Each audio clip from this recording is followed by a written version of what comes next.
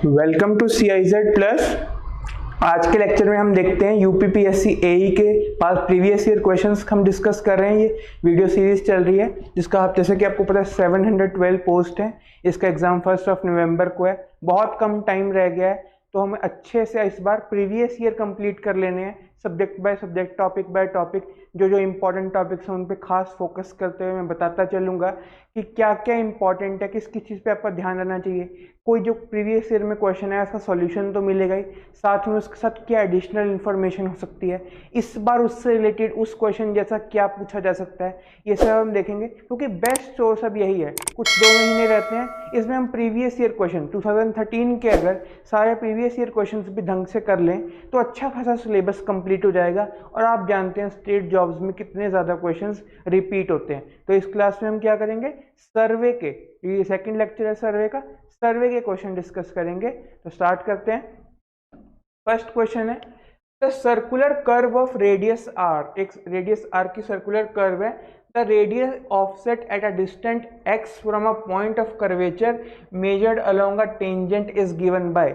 आई know कुछ लोगों को इसमें क्वेश्चन में प्रॉब्लम हो सकती है कि ये विजुअलाइज क्या कराना चाह रहा है। अक्सर पता है हम क्या करते हैं, जो कर्व का टॉपिक है ना सर्वे का, वो सर्कुलर कर्व का ही पढ़ते हैं कि वो उसका मिड ऑर्डिनेट क्या है, एपेक्स डिस्टेंस क्या है, उसके फॉर्मूले याद कर लेते हैं और डेजिनेशन ऑफ द कर्व पढ़ लेते हैं, उसके बाद कर्व छोड़ देते हैं। लेकिन एक सेटिंग आउट कर्व नाम का टॉपिक है, वो इंपॉर्टेंट बनता है इस एग्जाम के लिए, तो उसको हमें देखना है। उसमें एक setting out of the curve में है radial offset from the tangent, उसका ये पार्ट है, उसका फॉर्मूला पूछ रहा है। तो मैं बताता हूँ इसमें होता क्या है। बेसिकली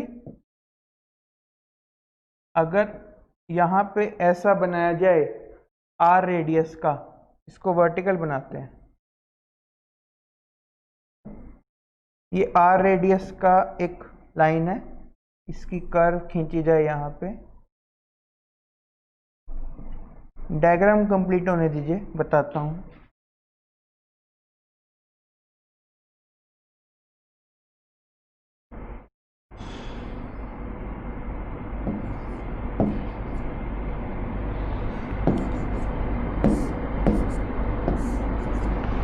ये देखो,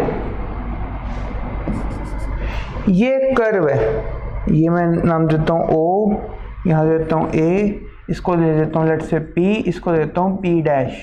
ठीक है, ये कर्व है। इस कर्व के अराउंड हमने टेंजेंट खींची ये वाली, लेट से ये टेंजेंट है, टेंजेंट जा रही है।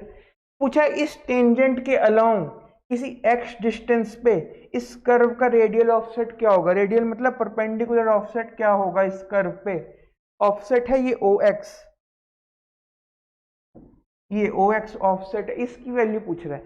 अगर इस क्वेश्चन में ज्योमेट्री लगाएंगे ना, 2-3 ये इसका यहाँ पे ऐसे राइट एंगल ट्राइंगल बना के सॉल्व करेंगे इस चीज को, तो इसका आंसर आ जाता है OX का that is equal to r minus under root of R square minus X square.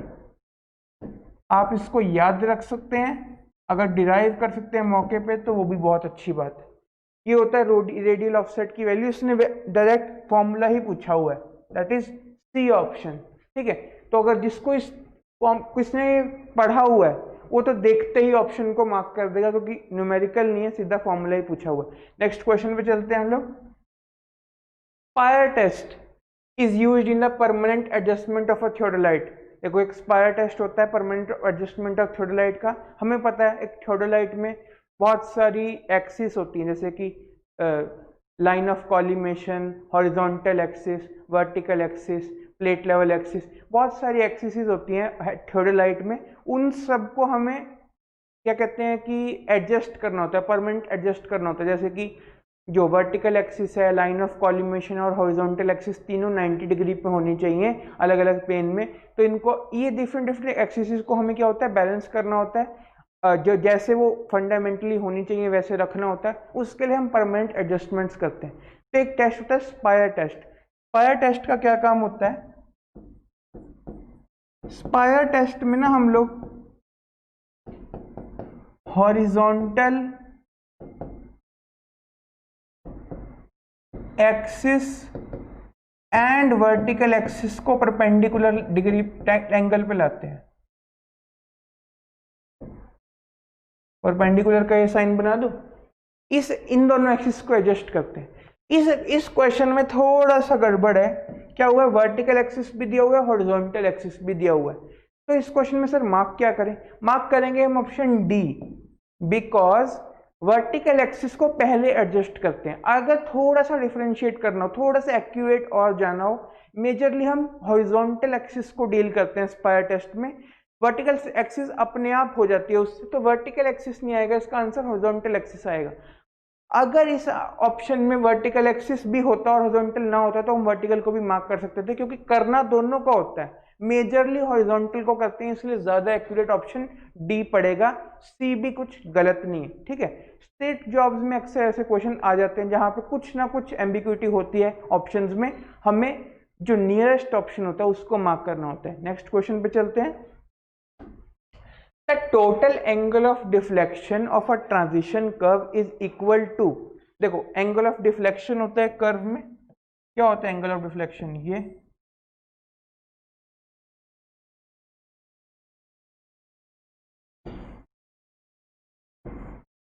ये होता है एंगल ऑफ डिफ्लेक्शन, डेल्टा से डिनोट किया जाता है इसको, ठीक है। अब ट्रांजिशन कर्व का डेल्टा एंगल होता है और एक होता है स्पाइरल एंगल।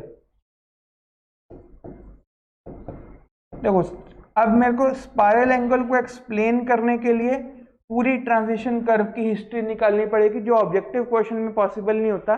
फिर मैं बताता हूँ स्पाइरल एंगल को निकालते कैसे हैं। स्पाइरल एंगल को डिनोट किया जाता है फाई एस से, और स्पाइरल एंगल ट्रांजिशन कर्व का ये कंसेप्ट है, इसका फॉर्मूला होता है L/2R, रेडियन में आएगा ये। L क्या है, length of the curve, R है radius of the curve, radius of the circular curve जहां से ट्रांजिशन कर्व स्टार्ट हो रही है, बेसिकली L/2R इसका फॉर्मूला है।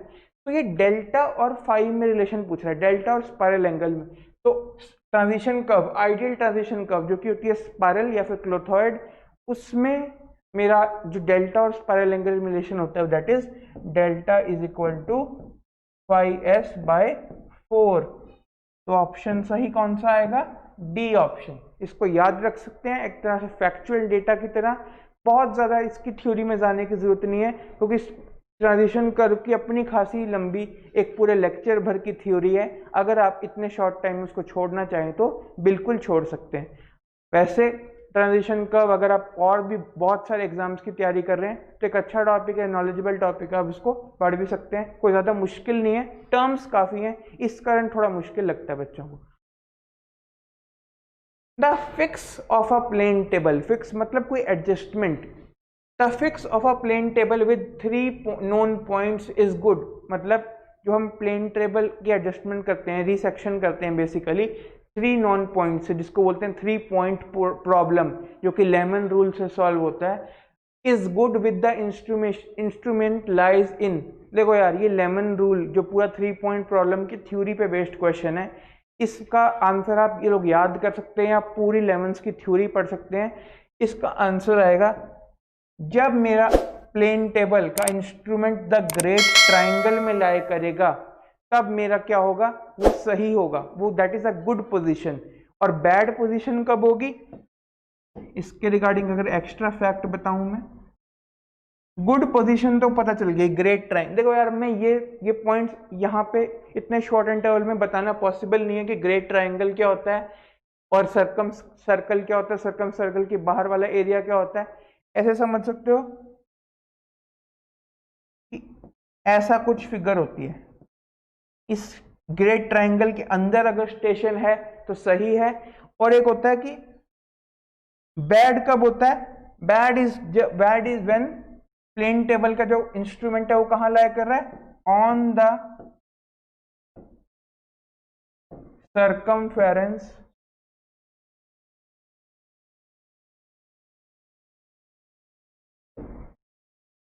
Of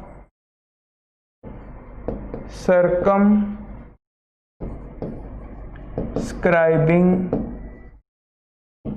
circle. अगर बैड कंडीशन तब होगी जब इंस्ट्रूमेंट को आप यहां पे लाए करवा दो, इस पूरी लाइन में कहीं पे भी, तब वो क्या होगी, एक बैड कंडीशन होगी। सर हमें पूरी नॉलेज से अगर ये पूरा टॉपिक पढ़ना है तो कहाँ पढ़ेंगे, इस टॉपिक को आप पढ़ सकते हैं प्लेन टेबल सर्वेइंग में 3 पॉइंट प्रॉब्लम में। 3 पॉइंट प्रॉब्लम में लेमन्स के कुछ रूल्स हैं, जिसमें ये वन ऑफ द रूल्स हैं, जिसमें उसने बताया हुआ कि गुड कंडीशन क्या है, बैड कंडीशन क्या है, वहां पे आप ये डिटेल में पढ़ सकते हैं। अगर आपको उतना नहीं पढ़ना है तो आप इसको याद रख सकते हैं, गुड कंडीशन कब है, जब ग्रेट ट्रायंगल के अंदर है, बैड कंडीशन कब है, जब सर्कमस्क्राइबिंग सर्कल की सर्कमफेरेंस पे अगर पॉइंट लाई कर रहा है, दैट इज बैड कंडीशन। आगे चलते हैं। Given that delta denotes declination, delta एक डेक्लिनेशन की टर्म है, और सेकेंड यहां आएगा थीटा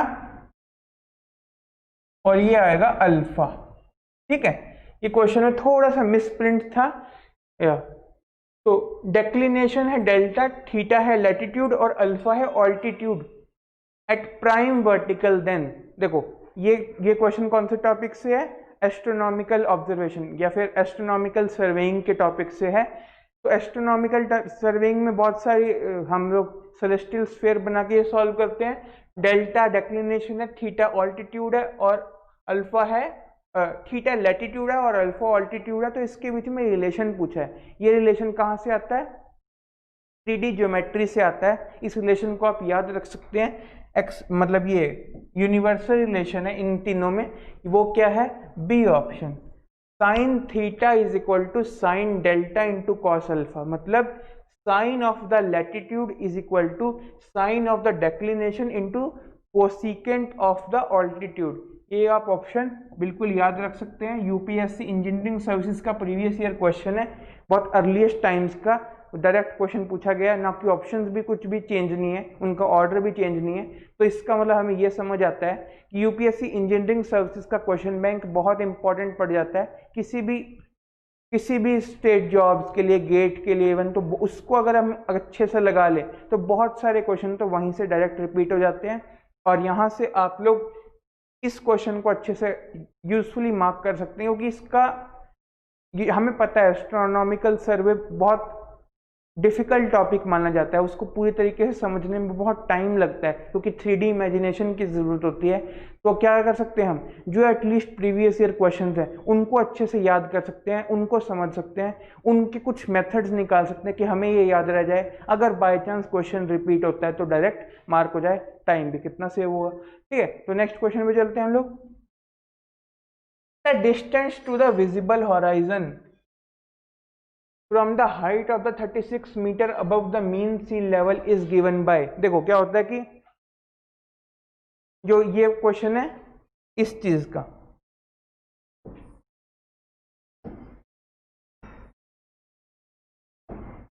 ये है मेरा H, ये है मेरा D। अगर कोई बंदा यहां पे खड़ा होके इस H को देख रहा है, वो यह इतने डिस्टेंस तक ही देख पाएगा, उसके बाद होराइजन आ जाएगी। ये सब हमें पता है, लेवलिंग का टॉपिक है बेसिकली। तो इस H और D में एक रिलेशन होता है हाइट और डिस्टेंस में। वो रिलेशन क्या होता है, H is equal to 0.06735 D square. That is the relation where H क्या है, H है मीटर में और D क्या आएगा, किलोमीटर में। जो D आएगा वो किलोमीटर में सॉल्व होके आएगा। ये कहाँ से आई ये फॉर्मूला, ये आई रिफ्रैक्शन प्लस उस करेक्शन से, कंबाइंड करेक्शन से आया ये फॉर्मूला। तो H is equal to 0.06735 D square formula आता है। तो इसमें हमें बस वैल्यू रखनी है, H की क्या वैल्यू दे रखी है 36 मीटर, और ये इसको डिनोमिनेटर में ले जाऊंगा 0.06735 is equal to D square. अगर D की वैल्यू देखनी हो मुझे तो क्या आएगी, अंडर रूट 36 बाय 0.06735 जो कि आएगी किलोमीटर्स में। ऑप्शन देखते हैं कौन सा, सी ऑप्शन आ जाएगा, बिल्कुल आएगा सी ऑप्शन, 36 बाय 0.06735 किलोमीटर्स। इसको सॉल्व कर लेंगे, ये आंसर आ जाएगा। स्टैंडर्ड थ्योरी है, इस टाइप के तो बहुत क्वेश्चन आते हैं लेवलिंग में। ये क्वेश्चन थोड़ा सा डिफरेंट है, इसको समझेंगे। देखो हमें ये समझ आ रहा है अभी तक के लिए, जितना फर्स्ट वीडियो में भी सेकंड वीडियो में भी, जो लेटर टॉपिक्स है ना सर्विंग में, कर्व्स का या फिर क्या कहते हैं प्लेन टेबल सर्विंग, ये सारे टॉपिक्स ज़्यादा इंपॉर्टेंट है, जबकि अर्लियर टॉपिक्स मतलब जो चेन सर्विंग है या फिर nature of the principle of serving है, उन सब टॉपिक्स से क्या इंपॉर्टेंट पड़ रहा है मेरा, लेटर वाले टॉपिक्स, कर्व का या फिर ट्रिग्नोमेट्रिक सर्विंग का या फिर फोटोग्रामेट्री का, ये सारे टॉपिक्स ज़्यादा इंपॉर्टेंट है in terms of earlier topics. The vertical curve, एक वर्टिकल कर्व जो कि ग्रेडियंट पे मैच करते हैं, दो ग्रेडियंट्स को मिलाने के लिए वर्टिकल प्लेन में जो कर्व होती है vertical curve, the tangent correction in terms of the distance x from the point of tangency is given bye, ये बोल रहा है यार। कई बार ना क्वेश्चन को समझने, ये एक वर्टिकल कर्व है, वर्टिकल प्लेन में इस पॉइंट से टेंजेंट बनाओ, ये होता है पॉइंट ऑफ टेंजेंसी, ठीक है। इस पॉइंट से टेंजेंट बनाओ और x की डायरेक्शन के अलोंग देखो x, ये क्या है, सिंपल पैराबोलिक कर्व है। Ideal vertical transition ideal vertical curve कौन सी होती है, सिंपल पैराबोला जो कि समिट कर्व होती है बेसिकली। तो पूछ रहा है कि ये जो डिस्टेंस y है ये किस रिलेशन, इसका x के साथ क्या रिलेशन है, इसका y का x के साथ रिलेशन है y is equal to cx²। तो कौन सा ऑप्शन आया, बस आप लोग कैसे याद रख सकते हैं इसको कि ये vertical curve, ideal vertical curve parabolic होती है, तो इसका रिलेशन भी y का x के साथ कैसा आता है, स्क्वायर रिलेशन आता है या फिर पैराबोलिक रिलेशन आता है। आगे चलते हैं। The theory of the least squares, theory of the least square कैसी एक थ्योरी है जो हमारे किस में आती है, थ्योरी ऑफ एरर्स में हम पढ़ते हैं, एडजस्टमेंट्स के लिए पढ़ते हैं, ताकि एरर के लिए पढ़ते हैं हम लोग कि एरर निकालना हो, वेट्स निकालने हो, उसके लिए थ्योरी ऑफ एरर्स यूज होती है basically, theory of least square use होती है basically. Theory of least square कहता क्या है कि अगर बहुत सारी ऑब्जर्वेशंस हमने ली हैं, जितनी भी ऑब्जर्वेशन ली है ना, तो उसका समेशन ऑफ वेरिएंसेस का स्क्वायर आएगा मिनिमम, मतलब वेरिएंस भी नहीं, डेविएशन का स्क्वायर, जैसे कि फर्स्ट ऑब्जर्वेशन माइनस मीन का square, second observation minus mean का स्क्वायर, उसका समेशन कर दो तो नेट में उनका समेशन मिनिमम आएगा। This is the theory of least squares. अब ये थ्योरी ऑफ लीस्ट स्क्वायर्स ना कितने अलग अलग मेथड्स में यूज कर सकते हैं, तो इस ऑप्शन में वही पूछा कहाँ कहाँ यूज कर सकते हैं, तीनों ही ऑप्शन में यूज कर सकते हैं। नॉर्मल इक्वेशन मेथड में भी लगा सकते हैं इस थ्योरी को, इसको मेथड ऑफ डिफरेंसेस में भी लगा सकते हैं और मेथड ऑफ कोरिलेट्स में भी लगा सकते हैं। ये दो मेथड ज्यादा इंपॉर्टेंट है, वो वाला मेथड थोड़ा सा लेस इंपॉर्टेंट है हमारे लिए। ये वाले मेथड पढ़ाए जाते हैं, आप लोग इसको डिटेल में समझ भी सकते हैं अगर और डिटेल्स चाहिए इसकी। वैसे generally theory of least squares के तीनों ही मेथड में यूज होते हैं। तो इसका आंसर क्या हो जाएगा मेरे पास, ऑल ऑफ द अबव। ठीक है, बेसिक अगर समझना हो थ्योरी ऑफ लीस्ट स्क्वायर क्या है, सम ऑफ द डेविएशंस का square is equal to minimum. An ideal vertical curve to join gradients is, अभी बता के हटाऊं मैं, आइडियल वर्टिकल कर्व क्या होती है, पैराबोलिक या सिंपल पैराबोला। बी ऑप्शन, इसमें तो कुछ बताने की जरूरत ही नहीं है।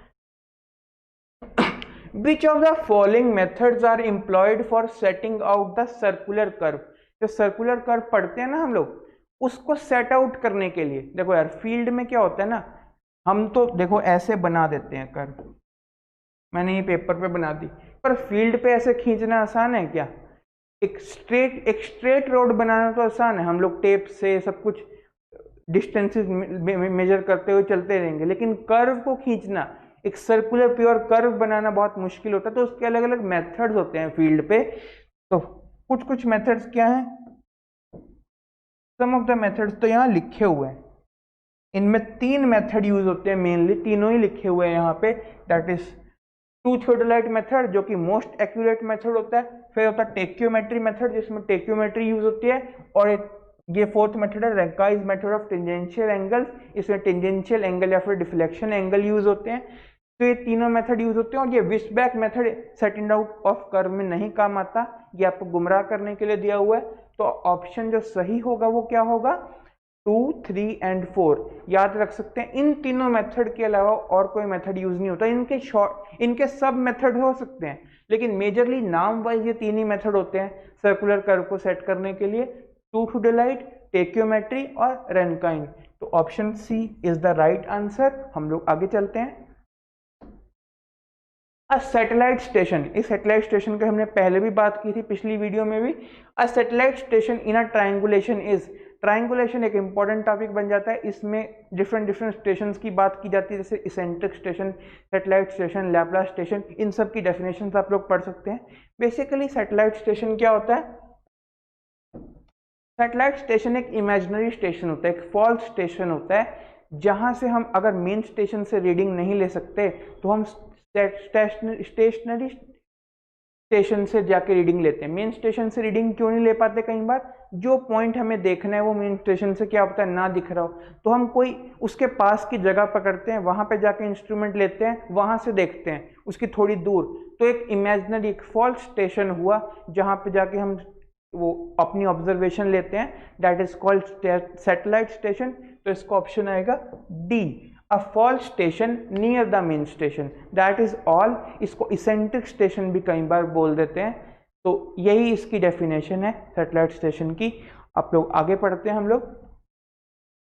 Which of the following surveys is employed for collecting data related to transfer from land property from one owner to another? Starting में याद है जब हम सर्वे पढ़ते हैं, बहुत सारे टाइप्स ऑफ सर्वे पढ़ते हैं, जिसमें हाइड्रोग्राफिक सर्वे, इंजीनियरिंग सर्वे, कैडेस्ट्रियल सर्वे, रिवेन्यू सर्वे, ये सारे टाइप्स ऑफ सर्वे पढ़ते हैं। उसकी डेफिनेशन से उठा के क्वेश्चन पूछा हुआ है। देखो ऑप्शन क्या क्या है। एक तो जियोडेटिक सर्वे, जियोडेटिक सर्वे तो तब लेते हैं जब कर्वेचर कंसीडर करते हैं, उसका इससे कोई लेना देना नहीं है। प्रॉपर्टी सर्वे, जो कि लग रहा है हाँ प्रॉपर्टी को ट्रांसफर, प्रॉपर्टी सर्वे जैसा कोई ऑफिशियल सर्वे होता ही नहीं है, तो ये ऑप्शन तो वैसे ही गलत हो गया। एक है सिटी सर्वे, सिटी सर्वे का क्या लेना देना है, मेरी प्रॉपर्टी का सिटी सर्वे से क्या लेना देना, ये भी सही नहीं। इसका आंसर है कैडेस्ट्रियल सर्वे। क्यों? कैडेस्ट्रियल सर्वे का मतलब होता है जब हम लोग बाउंड्रीज या फिर उसकी जबकि हम किसी एरिया की आउटर बाउंड्री कंसीडर करते हैं, हम लोग उसका एरिया वगैरह निकालते हैं, एरिया, पेरीमीटर, ये सब निकालते हैं, तब उसके लिए कैडेस्ट्रियल सर्वे करते हैं। अब मुझे अगर अपनी प्रॉपर्टी किसी को देनी है तो मैं क्या करूंगा, उसका एरिया तो मुझे पता होना चाहिए, उसका ये सब तो पता होना चाहिए कि मैं कितने रेट पे बेचूं, उसके लिए मेरे को एरिया पता करना पड़ेगा। उसके लिए क्या काम आएगा, कैडेस्ट्रियल सर्वे। तो कैडेस्ट्रियल सर्वे इज द आंसर। अच्छा क्वेश्चन था, इससे ये समझ आता है कि हमें डेफिनेशन में कितनी डेप्थ चाहिए, एक चीज का कंसेप्चुअल मतलब पता होना चाहिए। आगे चलते हैं। द प्लेन टेबल सर्वे, देखो फिर से प्लेन टेबल सर्वे का क्वेश्चन आ गया है। A plane table survey, the error due to centring should not be exceeded the scale divided by, देखो बोला जाता है सेंटरिंग जब हम करते हैं प्लेन टेबल की, सेंटरिंग क्या होता है बेसिकली कि जहां हम स्टेशन पे खड़े हैं उसका एक पॉइंट होता है यहाँ पे, उसको हम जनरली एक पेग गाड़ के, एक नेल गाड़ के उसमें डिफाइन करते हैं कि ये मेरा स्टेशन पॉइंट है। इस स्टेशन पॉइंट को मुझे अपनी प्लेन टेबल शीट पे भी लाना पड़ेगा ताकि ट्रू रिप्रेजेंटेशन हो इसकी। प्लेन टेबल तो ग्राउंड से थोड़ी ऊपर होती है, इसकी ट्रू रिप्रेजेंटेशन हो सेंटर की, यहाँ पे इसको बोलते हैं सेंटर। यहाँ इसको करते कैसे हैं, प्लम बॉब लगा के, यहाँ एक प्लम बॉब लगाते हैं जो कि अगर बिल्कुल इसकी डायरेक्शन में देख रहा होता है तो हम बोलते हैं सेंटरिंग हो गई मेरी, ठीक है। अब कभी कभी क्या होता है यार, है तो ह्यूमन ऑब्जर्वेशन ही, थोड़ा बहुत प्लम बॉब इधर उधर हो गया, थोड़ा मेरा शीट्स थोड़ी बहुत हट गया सीन, तो क्या होगा, सेंटरिंग में गड़बड़ हो जाएगी, सेंटरिंग में एरर आएगा। Type of error in centering भी एक टाइप ऑफ एरर हुआ।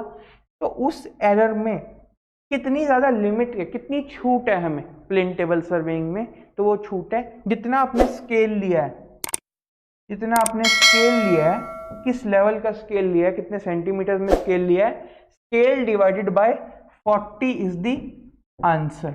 आप लोग ये याद रख सकते हैं, स्टैंडर्ड थ्योरी बुक्स में लिखा होता है ये सेंटरिंग का एरर अप्ला होता है स्केल डिवाइडेड बाय 40। ठीक है, आगे चलते हैं। The most suitable method for laying out a curve, ये मैंने पिछले क्वेश्चन में भी बताया था, जो setting out of the curve है उसका मोस्ट सुटेबल मेथड है टू थियोडोलाइट मेथड। अगर इस मेथड के बारे में मुझे बताना हो, इस मेथड में हम लोग कोई भी लीनियर मेजरमेंट नहीं लेते, दोनों एंगुलर मेजरमेंट लेते हैं, दो ठुडलाइट की मदद से एंगल्स मेजर करते हैं, उसके बाद हम लोग कर्व ट्रेस करते हैं, और इस मेथड में जो एरर है वो सबसे लीस्ट आता है। इसी कारण ये best method of laying out of curve है, इसमें एक्यूरेसी सबसे ज़्यादा हाई होती है। तो ये थे हमारे सर्वे के क्वेश्चंस। आप लोगों को अच्छा लगा हो तो वीडियो को लाइक कर दीजिए, इस चैनल को सब्सक्राइब कर सकते हैं, और आप लोगों को अगर ये पूरा कोर्स डिटेल में समझना हो, इसके बारे में और डिटेल और नॉलेज और क्विज़ेस असाइनमेंट्स अगर देखनी हो, तो हमारे वेबसाइट www.cizplus.com या फिर हमारी मोबाइल एप्लीकेशन भी डाउनलोड कर सकते हैं। उस पर हमारा लमसम कोर्स है यूपीपीएससी एई का, आप लोग वो विजिट कर सकते हैं। इसका प्रीवियस ईयर वीडियोस देख सकते हैं, हमारा previous year question paper download कर सकते हैं, और आप लोग इसकी प्रिपरेशन करने के लिए और एग्जाम्स की प्रिपरेशन करने के लिए हमारा व्हाट्सएप ग्रुप जो डिस्क्रिप्शन में दिया गया है और हमारा टेलीग्राम चैनल, उससे ज्वाइन कर सकते हैं। Thank you. इसी तरह इंजीनियरिंग की और भी कंसेप्चुअल वीडियोस देखने के लिए इस चैनल को सब्सक्राइब करें और बेल आइकॉन प्रेस करें, और हमारे साथ जुड़ने के लिए डिस्क्रिप्शन बॉक्स में दिए गए व्हाट्सएप और टेलीग्राम के लिंक्स के साथ जुड़ सकते हैं। और कंप्लीट कोर्सेज के लिए आप जाएं www.cizplus.com पर, या फिर आप मोबाइल ऐप भी इंस्टॉल कर सकते हैं जिसका नाम है CIZ Plus, and it's link is also available in description box. Thank you.